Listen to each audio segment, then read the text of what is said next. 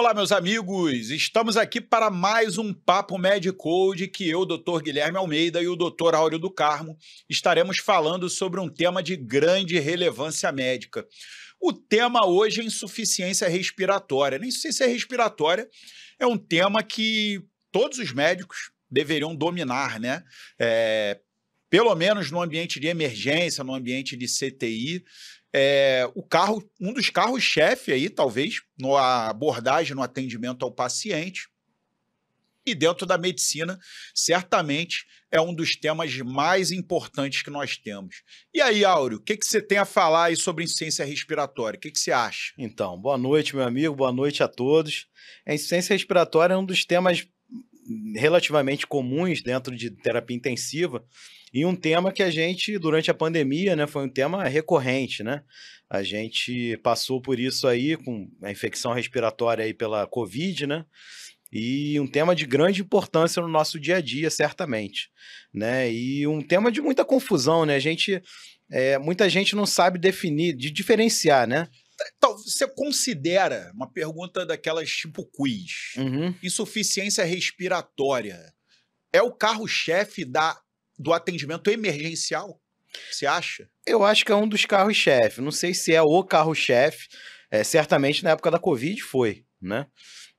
Atualmente, não. A gente tem, né? Divide com outras outras doenças, né? Mas certamente é um dos grandes temas em terapia intensiva.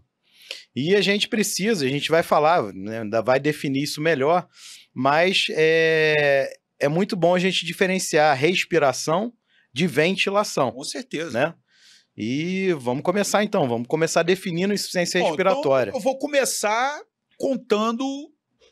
voltando para as bases, vou voltar para a fisiologia, pode ser? Isso. Então, por exemplo, a pessoa vai ter a sua ventilação, vai ter a sua respiração, ventilação. Qual a primeira etapa do processo? A primeira etapa do processo é rebaixamento do diafragma, contratura da musculatura intercostal, alargamento da caixa torácica, a pressão intratorácica se torna menor do que a pressão atmosférica, o ar entra. Isso. O ar entra, abrem-se os alvéolos, existe a troca gasosa através da parede alveolar, em que o oxigênio sai do meio mais concentrado, que é o intraalveolar, para o meio menos concentrado, que é o meio intravascular. E o gás carbônico do meio intravascular vai para o meio intraalveolar. Por passividade, né? Essa caixa torácica começa a regredir por um movimento elástico e esse ar é expirado, ou seja, a inspiração ela é um movimento ativo. A expiração é um movimento passivo. A partir desse momento, a gente diz o que é suficiência respiratória? Troca gasosa, botar CO2 para fora e oxigênio para dentro. Com base nisso, o que é uma insuficiência respiratória? Ou você não está conseguindo oxigenar adequadamente o seu sangue, né? Ou você não está conseguindo eliminar adequadamente o seu CO2. Para que serve o pulmão? Botar oxigênio para dentro, CO2 para fora. Gostou dessa definição? É uma definição bastante completa, mas a gente ainda tem, puxando a brasa aí para terapia intensiva, falar do mecanismo celular da respiração, né? Então você tem doenças, por exemplo, em que você tem a ventilação completamente normal, né? O pulmão está perfeito, né? Não tem nenhuma obstrução à entrada nem à saída de ar, você faz uma boa troca em nível alveolar, né? Mas a demanda está muito aumentada.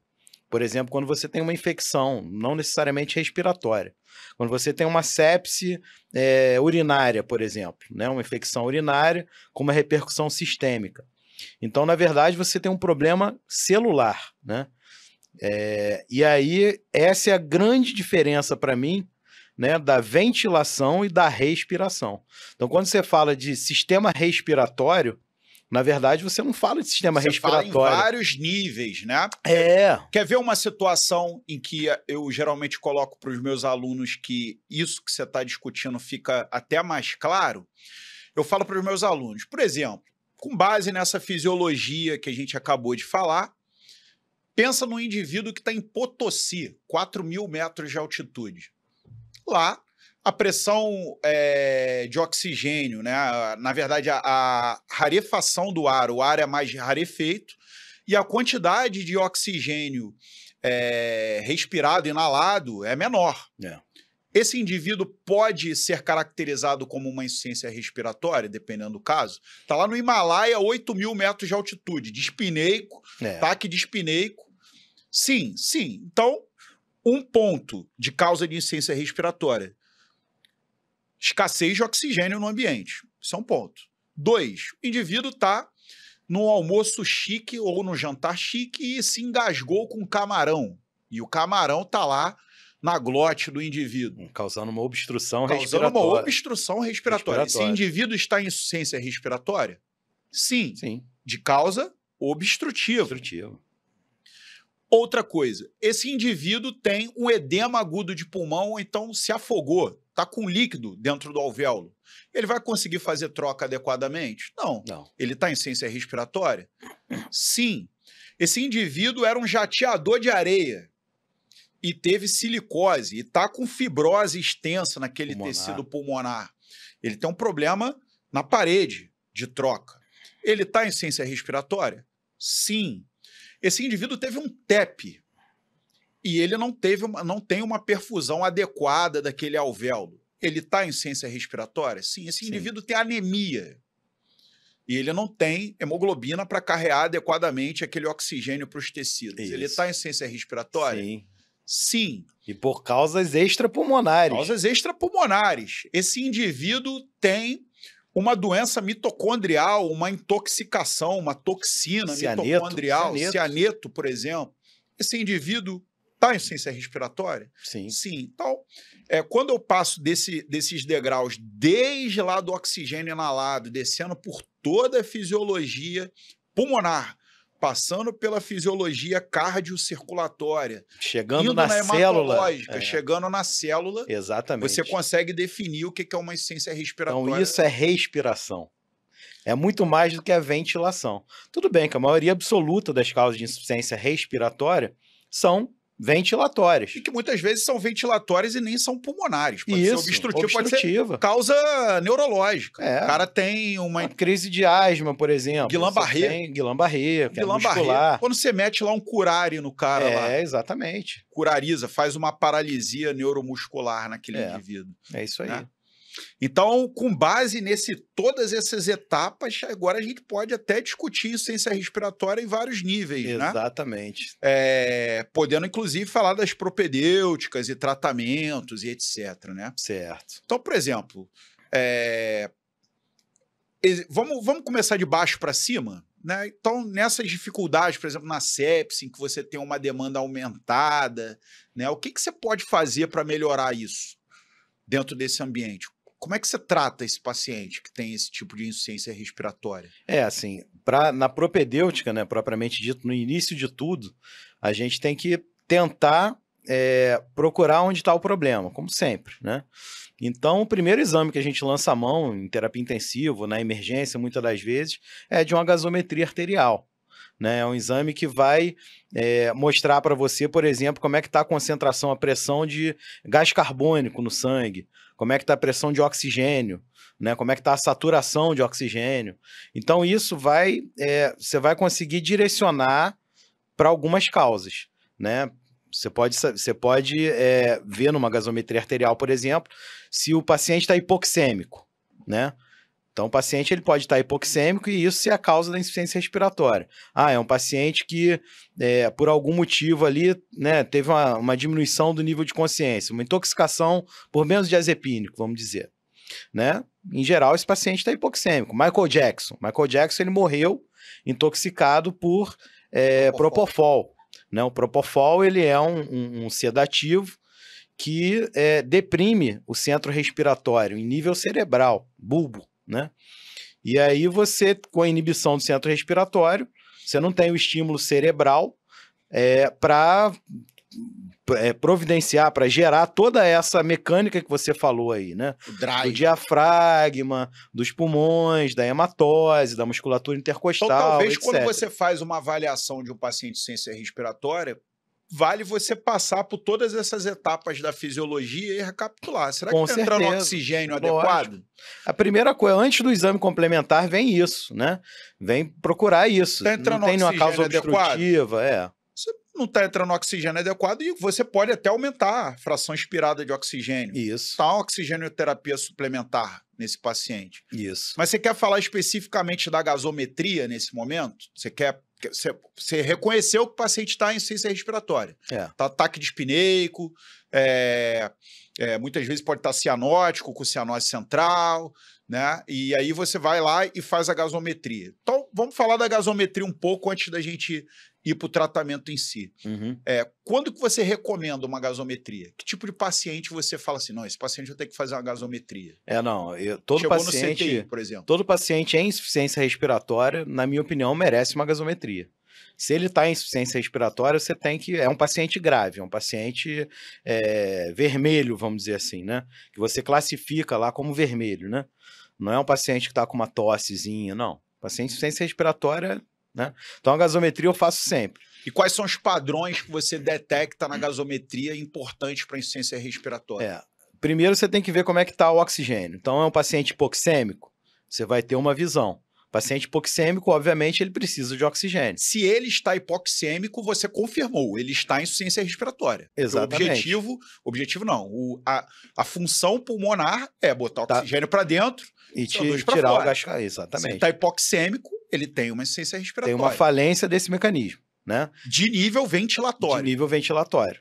E aí você, obviamente, vai ver também o gás carbônico, né? Se o gás carbônico está elevado, ele tem uma insuficiência respiratória e também é de nível ventilatório. Ele Com não está colocando CO2 para fora. Exatamente. E outros parâmetros. Você tem ali parâmetros para saber se o paciente tem uma acidose, se não tem. Exatamente. É esperado que um paciente com hipercapnia, né, vá desenvolver uma alcalose metabólica compensatória. Vai aumentar a produção de bicarbonato para compensar a acidose. Isso em níveis crônicos, não é isso? Em nível agudo, o que a gente assim, mais valoriza é o oxigênio. Oxigênio. Ponto. Então, por exemplo, vamos fazer uns cortes aqui. Tem paciente que tem uma redução de PaO2, mas o seu nível de saturação, por exemplo, ainda está acima de 92%. Está com uma PaO2 ainda acima de 60%, 70%. Que dependendo da idade, né? E existe um outro paciente que tem uma PaO2 menor do que 92%, 90%. Uma PaO2 menor, perdão, saturação. Uma PaO2 menor que 60%. Isso é um divisor de águas importante para você? Com certeza. Por quê que é importante? Porque, assim, primeiro você tem... vamos pensar aí na curva de dissociação da hemoglobina, né? Então, quando você tem uma saturação em torno de 93%, 94%, né, a chance de ter uma hipoxemia, porque a saturação você vê com oxímetro, né? Hoje a gente tem disponível aí em qualquer farmácia, né? Então o que você vê ali é a saturação. Raramente abaixo de 94%, 93% de saturação, você tem uma hipoxemia, né? Abaixo disso já vai, né, aparecendo a hipoxemia. E quando você tem hipoxemias graves, né? O que é uma hipoxemia grave? No indivíduo jovem, né? Em você, por exemplo, se você tem ali uma PaO2, uma PaO2 ali abaixo de 80, é anormal. Entendeu? PaO2 é em torno de 100. O normal é em torno de 100. Claro que você tem equações para corrigir isso de acordo com a idade. E você tem doenças também que fazem com que isso fique mais baixo, né? Mas no indivíduo saudável, jovem, em torno de 100. Mas o que mudaria para você, por exemplo, esses diferentes níveis de oxigênio? Na conduta, não, provavelmente na conduta, mudaria. Certamente. Vai o oxigênio terapia suplementar. Se você tem um nível de oxigênio reduzido, você vai fazer uma oxigênio-terapia suplementar. Isso. Aí o que geralmente você usa? Máscara, catéter nasal? Aí depende da situação, né? Porque assim, você tem hipoxemias que são causadas pela insuficiência respiratória e aí o mecanismo é muito mais complexo. Porque assim, qual é o mecanismo, nosso mecanismo de defesa? Se você está hipoxêmico, a sua frequência respiratória vai aumentar. Certo. Se você está consciente, o seu organismo vai tentar aumentar a frequência respiratória para oxigenar melhor, vamos dizer assim, ventilar melhor. E aí você vai olhar lá o PCO2 da gasometria, ele vai estar baixo. Ele vai estar baixo porque a sua frequência respiratória está maior, está lavando mais CO2. Agora, quando você pega uma gasometria com hipoxemia e o PCO2 alto, você pode inibir mais ainda a frequência. Aí não adianta você dar oxigênio. Entendeu? Porque a falência já é muito maior do que a falta de oxigênio. O que eu quero chegar? Qual o ponto que eu quero chegar? Existem indicações de oxigênio suplementar, máscara, cateter nasal, que o seja, e existem indicações de intubação. Ponto. Ventilação invasiva. Ou não invasiva. Ou não invasiva com a máscara. Aí eu quero saber o seguinte: quais são os pontos de corte para você definir? Isso é a oxigenoterapia suplementar por máscara e catéter. Aí isso eu acho que ventilação invasiva. Antes até do exame é o nível de consciência. Isso é muito importante, né? Mais uma vez a semiologia, né? Então é o nível de consciência e o drive respiratório. Então, se o paciente tem uma frequência respiratória adequada, tem um grau de interação adequado, aí assim a chance coopera. Aí a chance de você com uma ventilação não invasiva, com catéter, né, com DO2, uma máscara, que a ventilação não invasiva, né, você vai colocar depende do paciente. Você vai colocar uma máscara ou um capacete, que seja, helmet. E o paciente vai precisar contribuir para poder fazer a ventilação. Isso. Não é isso? Exatamente. Se ele não está te ajudando, está muito ansioso ou não tem consciência para isso, aí tem que ser invasivo, não adianta. Aí isso é uma indicação de intubação. Isso. Então esse é o primeiro ponto. Se o paciente coopera, se ele tem capacidade de movimentar sua musculatura, se ele tem nível de consciência, se ele tem nível neurológico, porque às vezes o cara é um Guillain-Barré. Não adianta. Ele não tem neuromuscular para poder ventilar, ele vai ter que ser invasivo. Né? Então esse é um ponto. Agora, pela gasometria, existe um critério para você estabelecer que é invasivo? Por exemplo, uma hipoxemia mais grave. Não, tem. Tem, assim, a gasometria... uma PO2 menor que 60. Menor que 60 é um indicativo, mas... isso não é absoluto. Não é absoluto. Na prática, não é absoluto. Vou dar um exemplo para vocês. Eu atendi paciente com AIDS durante muitos anos. Infecção por pneumocistis carine, o cara chega com 40 grave, de PO2. Só que ele chega falando com você como se nada tivesse acontecendo. E você vai escutar, a escuta é limpa, né? Esse paciente, você começa o tratamento com Bactrim, ele melhora. Ele não vai evoluir para intubação, tá? Parece estranho isso, mas quem já lidou com esse tipo de paciente sabe. O paciente chega com a PO2 marcantemente baixa, mas como se nada tivesse acontecendo, né? Então, a gente tem que relativizar essas coisas dos corpos. Né? Exatamente. Isso que o Áureo tá o bom senso, chamando a atenção da gente. É sempre o bom senso, não tem essa coisa. Que quando a gente vai no livro, né, a gente vê isso. São números cabalísticos. PO2 menor que 60 vai pro tubo. Não, de jeito nenhum. PCO2 maior que 55 vai pro tubo. Não, de jeito nenhum. Você tem os DPO6 aí que convivem muito bem com 70 de PCO2. É o normal dele. Ele é retentor crônico. Né? E aí, nesses casos, aí que você tem que tomar muito cuidado com o oxigênio. Então, dentro da insuficiência respiratória, oxigenoterapia suplementar para o paciente que tem neuromuscular, está com uma PO2 relativamente diminuída, mas ainda satisfatória. VNI, tem alguns casos específicos, paciente com edema agudo de pulmão, por exemplo. A VNI responde muito bem. Tem mais algum outro caso que você lembra? Olha, o paciente portador de DPOC... Edema agudo de pulmão cardiogênico Não, hipertensivo principalmente. Né? O DPOC é aquele paciente que a gente faz de tudo para não entubar. Né? É o que muita gente acha que é o contrário. Não, tem que entubá-lo. Não. Quanto menos você invadir, melhor. Porque quando você entra em ventilação mecânica invasiva, você para de estimular a musculatura respiratória, ventilatória, né? Então, quando você para de demandar o paciente, do paciente para de fazer o esforço muscular, aquela musculatura atrofia. E aí ele não sai do tubo nunca mais. E aí a gente pode falar o seguinte, quais são as indicações clássicas de intubação? clássicas. O paciente não tem nível de consciência e está em insuficiência respiratória. Ponto. O Esse paciente daí não tem neuromuscular e está em tá em insuficiência insuficiência respiratória. respiratória. Ou ele está num nível gasométrico temerário. Ou porque- você já tentou de tudo não invasivo e ele não respondeu. E o que é o nível temerário gasométrico? É um nível que, pô, o paciente pode ter uma parada por hipóxia Por hipoxemia. ou por acidose, que o seja. Aí vai lá, 50, né? Naquele 60, momento. 50 de PO2. Quando você já esgotou lá, né? Já fez oxigênio terapia suplementar, não resolveu. Já fez ventilação não invasiva, não resolveu. Aí invade, né? Então, Ou quando é uma doença aguda, grave, que você sabe que não vai responder, né? Ou pensa que não vai responder com medidas não invasivas. perfeito. É um paciente que está com distúrbio hemodinâmico, né? Complicação hemodinâmica, está hipotenso, né? Está hipotenso, está sonolento. Aí, meu amigo, tem que invadir, porque senão você perde o time, né? Exatamente. Outra situação que eu queria discutir com você sobre insuficiência respiratória, né? São os outros corolários, digamos assim, né? Você tem que garantir perfusão, né? Residual adequada, né? Tecidual adequado. Então, tem o volume, tem as indicações de amina, vasopressora, Isso. né?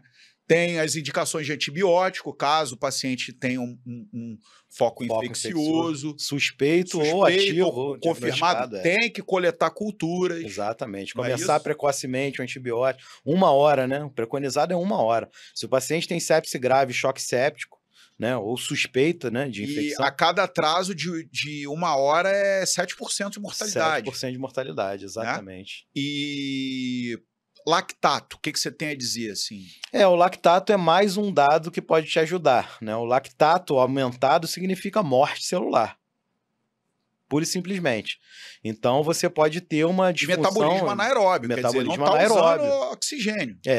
No caso médico, né, propriamente dito ali, de uma infecção, você está tendo morte celular. Então, se você tem uma melhora do lactato, significa que o seu tratamento está sendo mais eficiente do ponto de vista da insuficiência respiratória. Você está melhorando a perfusão, né? O lactato está diretamente relacionado à perfusão. Né? E aquelas comparações de saturação venosa? Também tem a sua aplicabilidade, né? Eu sou da época dos Swan-Ganz, né? Você também é dessa época também, né? Início dos anos 2000, aí o Swan-Ganz era uma febre, né? Tudo era Swan-Ganz, Swan-Ganz. E hoje a gente não tem mais isso, porque a gente tem outros métodos à beira-leito que são tão eficazes quanto o Mas essa comparação de artério venosa, de saturação... não, você diz o gap, né? Isso. Não, com certeza. É feito, sim. Até hoje a gente tem a saturação venosa central como um grande norteador, muitas das vezes, né? E que não precisa de... Porque, na verdade, isso, se você compara o arterial com o venoso, você avalia a extração do oxigênio. Exatamente. Então, se o tecido está extraindo adequadamente, ótimo. Porque antigamente a gente fazia isso com o catéter de Swan-Ganz e via isso em tempo real. Sim. Né? E você tinha lá a taxa de extração de oxigênio, né? Que o catéter te dá. Antigamente não, porque hoje não existe o catéter de Swan-Ganz. Só é menos utilizado. Suportes hemodinâmicos, logicamente. A gente teve um papo médico para falar de hemoderivados, né? Hemotransfusão, né? Uhum. A gente até falou indicações, etc.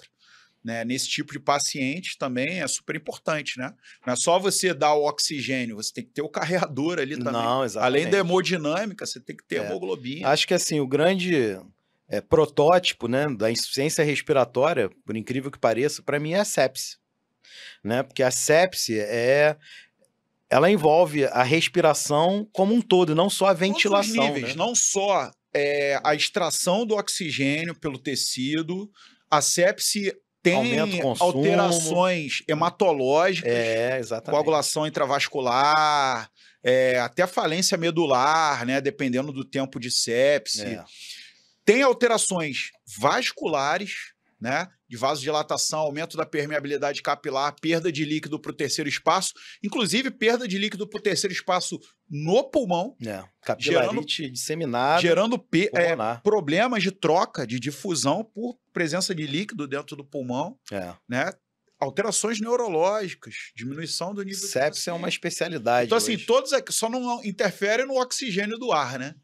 Exatamente. De todas as O resto, todas as outras variáveis podem estar alteradas. que a gente citou, a sepsis influencia. Então, assim, eu acho que, do meu ponto de vista, né, um bom caminho quando você vai estudar em ciência respiratória é você reavaliar o processo ventilatório. Primeiro, com certeza. E reavaliar todas essas etapas, desde o oxigênio inspirado até a entrega do oxigênio lá no final como aceptor final de elétrons lá na fosforilação oxidativa. A insuficiência respiratória, na maioria absoluta das vezes, é um problema ventilatório. Isso sem dúvida, né? O problema está ali, na maioria absoluta das vezes. Mas a respiração é um processo muito mais complexo, né? Do que a ventilação. Forma que você tem como intervir na insuficiência respiratória é aumentando o aporte de oxigênio ou invadindo e controlando a frequência e a lavagem do CO2 e a entrada de oxigênio, que nada mais é do que a ventilação mecânica, que um dia a gente vai fazer um papo médico sobre isso, e os corolários que eu chamei, a parte de perfusional, volume, hematológica e etc., que está ali em volta. Concorda? Concordo. Então é isso, Áureo. O que mais que você quer falar de ciência respiratória, amigo? Basicamente isso, né? O recado que eu deixo é sempre esse, né? Insuficiência respiratória é muito mais do que a ventilação. O problema não é só a ventilação. Claro que as causas mais comuns estão relacionadas à ventilação, mas é uma coisa muito mais complexa. Então, quando a gente fala de sistema respiratório, né? A gente acha que é só o pulmão, vias aéreas. Não é, na verdade. Isso é um nome que eu considero um nome errado, né? Assim como a gente teve mudanças aí, né? Sistema digestivo para digestório, né? Eu acredito que em breve a gente vai ter mudança aí do sistema respiratório para ventilatório. Quem quiser saber um pouquinho mais sobre interpretação de gasometria, a gente tem um material super legal lá no MedCode, né? O algoritmo. Com certeza. O algoritmo da interpretação da gasometria. Esse vale a pena vocês conferirem lá, hein? Tenho certeza. Com certeza. Facilita muito a interpretação da gasometria, já dá para você, se o problema se é alcalose respiratória, se é metabólica, se é acidose respiratória ou se é metabólica. Isso. Em breve a gente ainda vai melhorar para te dar o tratamento até, né? Com certeza, com certeza. É isso aí. Mais alguma coisa, Áureo? Só isso, meu amigo. Agradecer aí mais uma vez aí a presença de todos e semana que vem tem mais, né? Então, semana que vem voltamos com o nosso Papo MedCode. Um abraço.